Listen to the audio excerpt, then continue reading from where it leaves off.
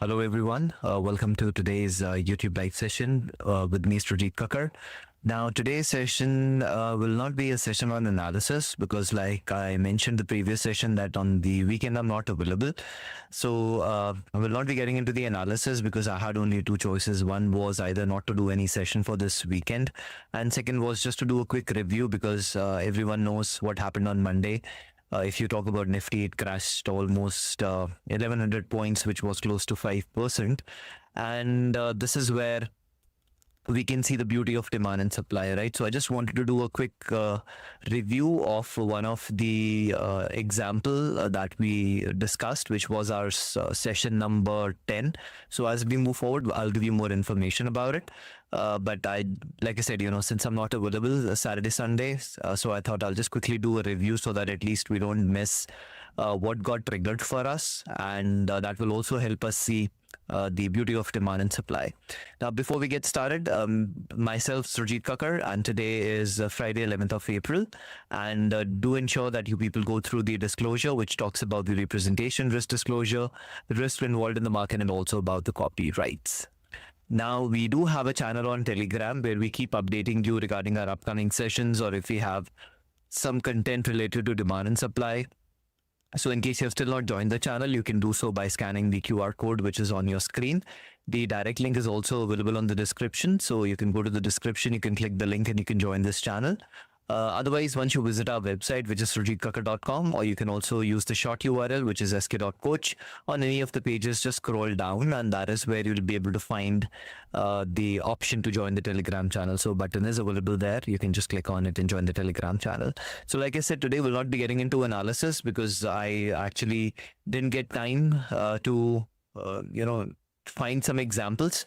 So I thought instead of skipping, at least let's do a review and more so because of the crash that happened on Monday. So the example we are looking at is now, the first thing is if you talk about this week, only one trade got triggered out of the ones which I've shared with you. And this is the one which got triggered.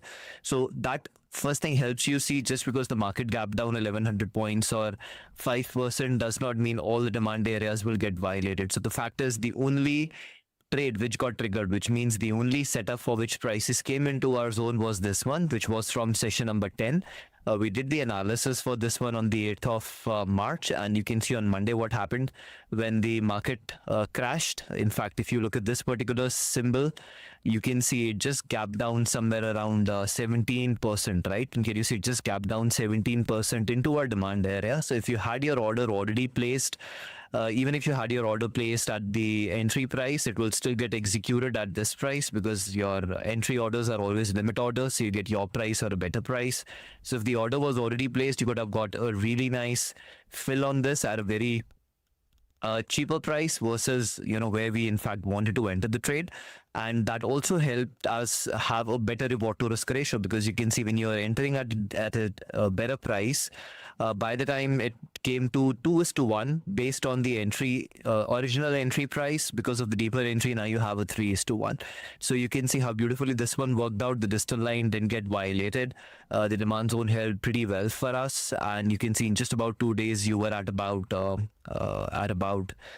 2:1 if you're talking about the original entry price. But like I already said, with a deeper entry, you also get a better reward to risk ratio. So now you would have got about 3:1.